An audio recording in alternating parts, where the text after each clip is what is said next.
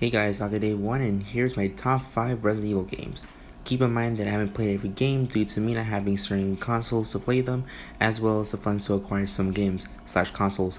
So without further ado, let's get on to number 5. Oh, keep in mind, there'll be spoilers.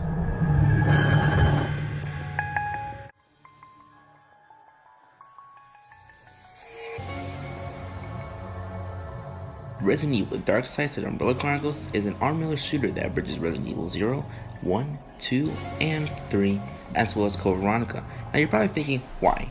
Well, because the only way to play Resident Evil 0 without pulling my hair. It's also a really fun game to play, with new animations, as well as the best looking version of Resident Evil 2, 3, and Code Veronica. Please, Capcom release Resident Evil 2 Remake Evolution! The controls are really responsive and it allows non-players to get a really good feeling as well understanding of the Resident Evil universe. On top of that, it even adds exclusive yet canonical stories such as Nightmare, which takes place after Zero, chronicling how Rebecca and Richard meet up after Zero and how Richard gets poisoned by Yawn. Rebirth, which takes place at the end of Resident Evil 1, chronically, get it, chronically, Umbrella Chronicles? No? Whatever.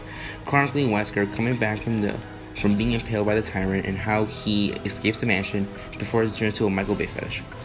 Umbrella's end, I assume, happens after 3, which follows Chris, Jill, and Wesker as Umbrella is finished and Umbrella at the same time being reused by Wesker later on. And finally, Operation Javier, which takes place after 2 with the newly trained Agent Kennedy and is the first canonical meeting of Krauser, a former comrade turned enemy in Resident Evil 4. The quality of these stories are subjective, but for an Unreal shooter as well, a TLDR for the Resident Evil series. The fact that developers added extra content, especially canonical content, makes it worth a pickup. I'm sorry, Forrest. I'll miss our target practice sessions.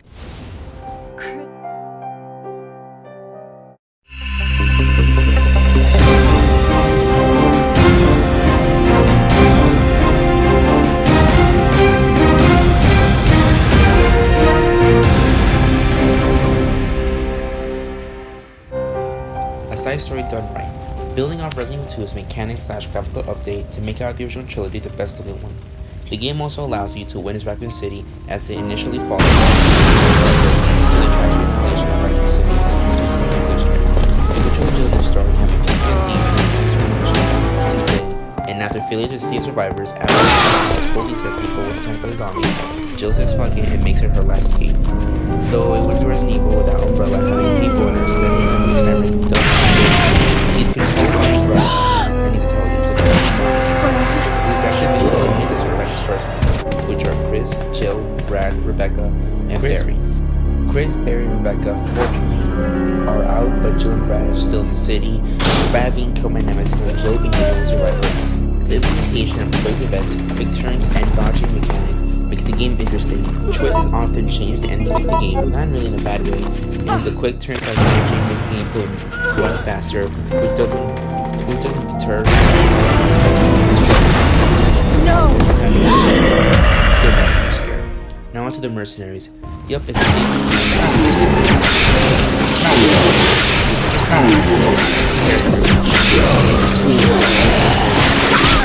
Each one is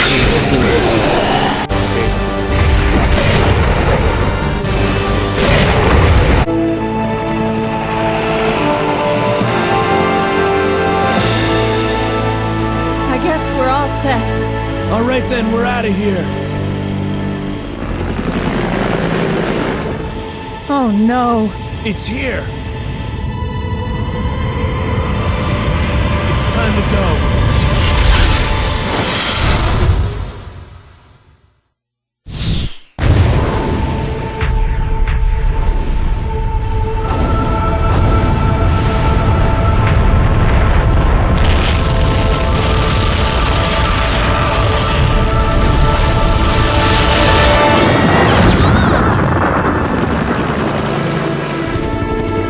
That's it. I've had it. This time they've gone too far.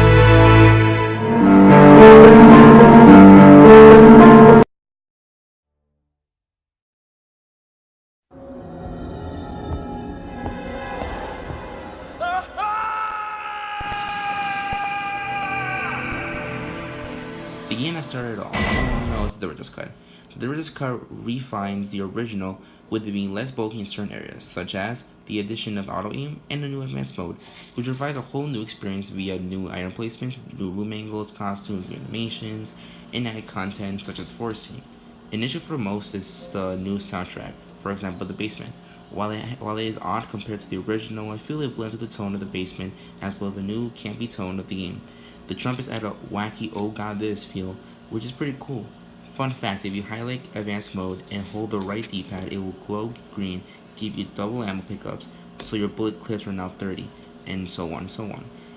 It's still a mark on hard game history, and it still holds up despite their new campy tone, which to his detriment doesn't change the overall tone due to his tense moments such as being poisoned by the spiders without blue herb in sight, running out of ammo finding yawn, and being trapped by Neptune, or hell, not having fire rounds to kill Planet 42. Campy or not, the game blended well and it wasn't even intentional. That's why Resident Evil Director's Cut is my number 3 pick.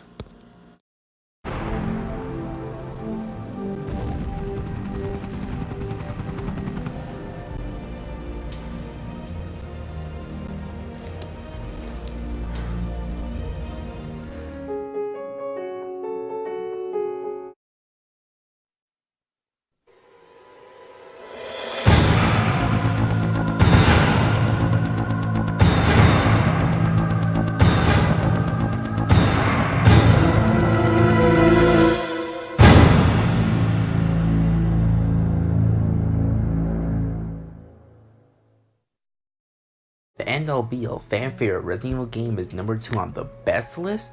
You see, that's why it's called my list and not your list. Resident Evil 2, the game everyone played, if not the first, and you can tell a company has faith in their game when they have George Romero to direct a commercial for it. Rest in peace.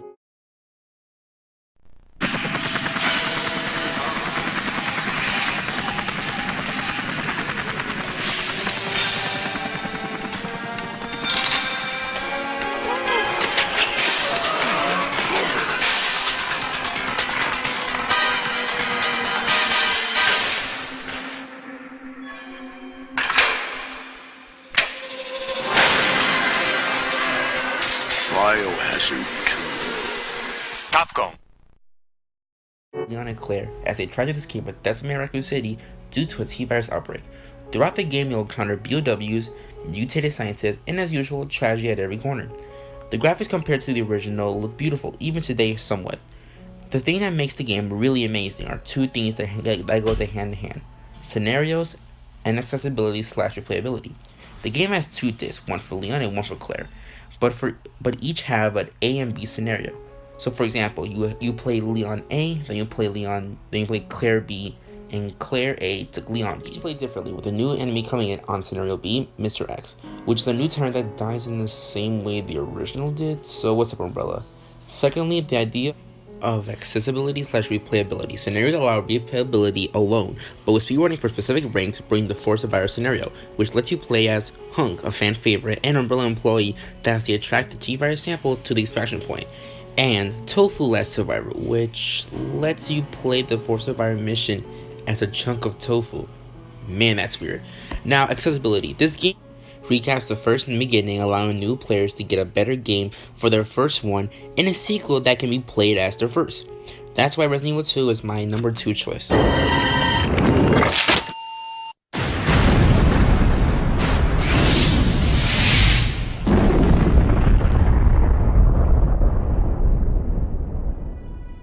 So, it's finally over. Sherry, you look terrible. No worse than I you. wanted to present a special guest choice by the awesome RafaelDB. He's a great guy, friend, and thumbnail creator, as well as a lover of Persona 5 and Kingdom Hearts. So take it away, Raf. Thanks, dude. My name is Raph. My pick as a guest for this video would be Resident Evil Revelations for the Nintendo 3DS. Despite the game being released on several other consoles including PS4, Switch, and PC, it didn't impact me as much as the 3DS version that I played when I got my 3DS for the first time. The soundtrack is fantastic.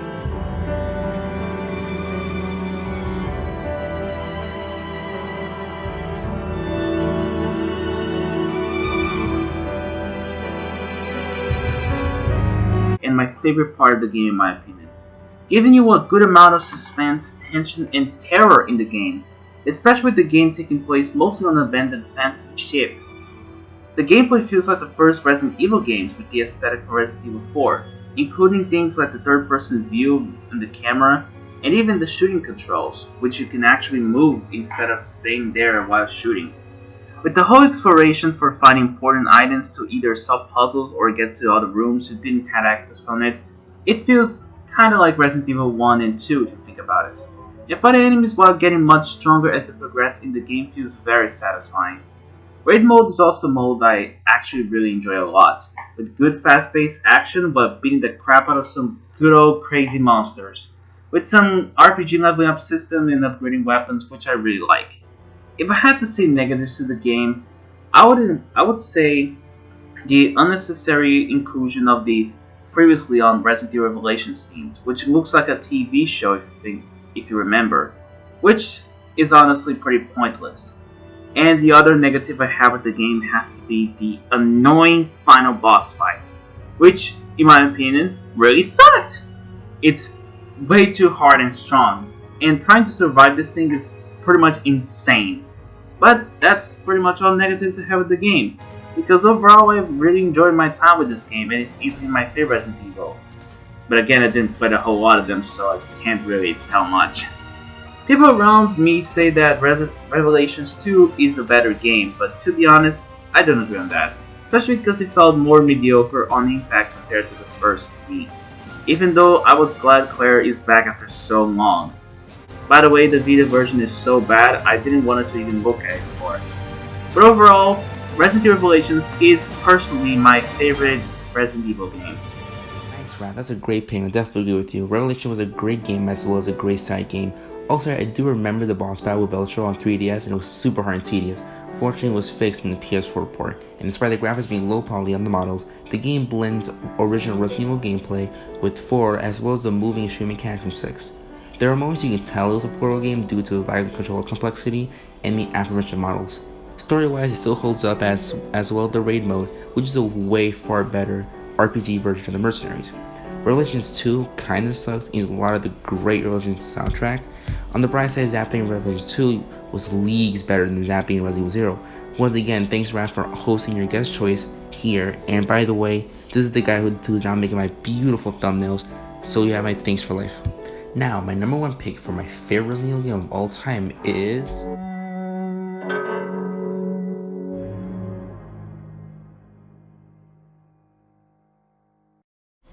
Well, I've committed Resident Evil heresy. Now, before you stab me with your pitchforks and jill sandwiches, let me explain. Resident Evil 7 follows the story of Ethan Winters, a man who just recently lost his wife, and now finds out that Mia could be alive and travels to Derry, Louisiana to the Baker estate. After finding your wife and semi-killing her, you encounter the Baker family, and you will have to survive the night as you kill each one off, save your wife, and unravel the tragic story that brought this all.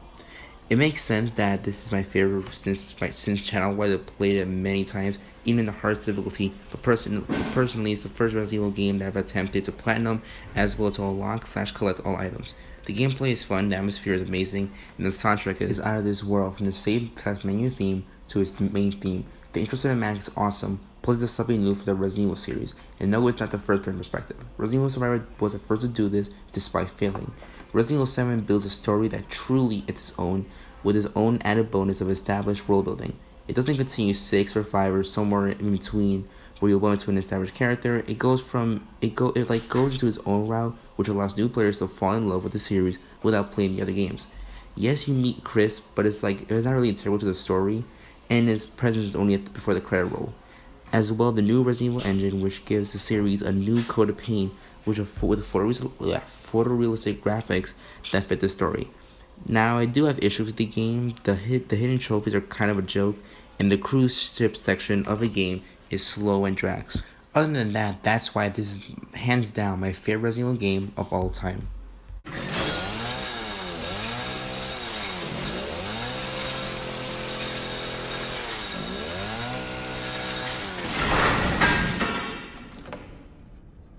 Thanks guys for watching this. Like and comment your favorite Resident Evil game and why. As well, thanks again to RafaelDB for sharing his favorite Resident Evil game. Love you guys, and Shamalamoomoo.